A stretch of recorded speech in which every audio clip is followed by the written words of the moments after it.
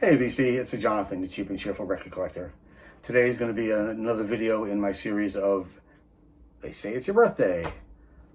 First thing, I got to apologize for yesterday's video. I made a mistake.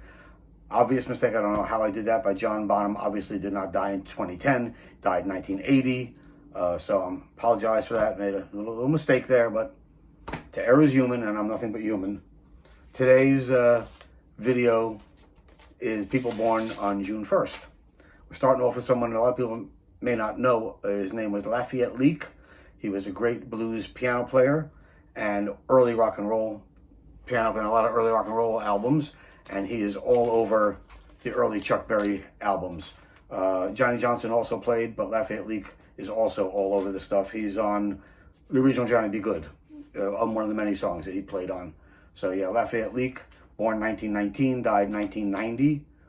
Again, all over the early Chuck Berry stuff. He played with Bo Diddley, played with Willie Dixon, and he's also all over this album, Howlin' Wolf London Session, which is the great album with Eric Clapton, Stevie Winwood, Bill Wyman, Charlie Watts, and Lafayette Leak is all over this.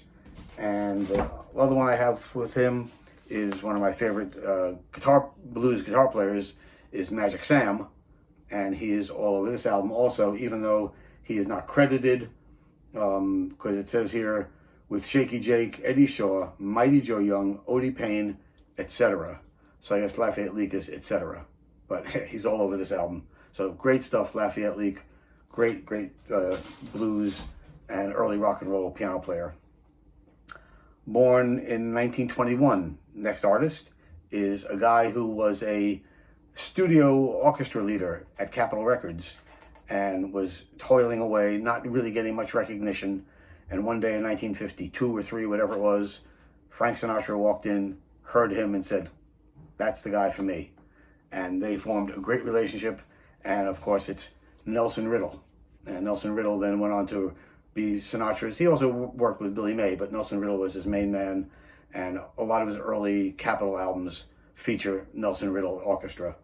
I have I got a lot, but I'm just showing a couple of Frank's albums with Nelson Riddle.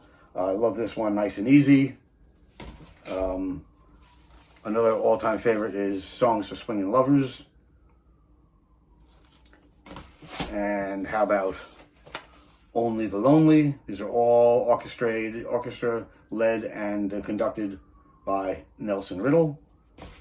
And A Swingin' Affair. And then all arranged and conducted by Nelson Riddle. And then later on, Nelson Riddle did a couple albums with this young lady, and that's Linda Ronstadt. This is one of his albums. This is just called For Sentimental Reasons with Nelson Riddle and his orchestra. So there you go. Nelson Riddle, born today, 1921, died 1985. And next we get some rock and roll. Ronnie Wood, born 1947, and luckily still with us. One of his first albums, as far as I know, was the Jeff Beck, Truth. And I saw this band at Fillmore East back in 1967, I'm going to say. 68. 68. We went to see them because I knew Jeff Beck had been in the band The Yardbirds, and they had this singer who was prancing around the stage who I had no idea who he was. And I distinctly remember turning to my buddy and said, "Who's this guy who prancing around the stage who thinks he's like Mick Jagger?" Of course, it was Rod Stewart. But Ronnie Wood was in that band that night too, playing bass guitar. So he's all over this album, Truth. And the next one also, Beck-Ola. Ronnie Wood then went on to work with Faces. And this is a wink. A nod is good. A nod is as good as a wink. Faces, and also Rod Stewart Faces Live. Ronnie Wood's all over this one too. And finally, after Faces, Ronnie Wood went to that other little group people have heard of called the Rolling Stones. And this, I think, was his first album with the Rolling Stones, Black and Blue. This is a little funky album, but good stuff. And he is still with the band, but not a major part of it when they did this great album, Some Girls. So yeah, Ronnie Wood, born today, 1947. And two other birthdays today. I don't have any of their albums, but I thought I'd give them a mention.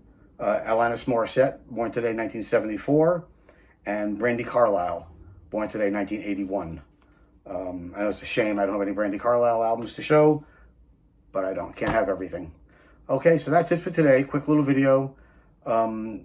If you like it, please look around because I'm going to be doing these pretty regularly, highlighting different people with different birthdays. Thanks for watching, and if you like what you saw, please subscribe. Give me a thumbs up, and until next time, peace.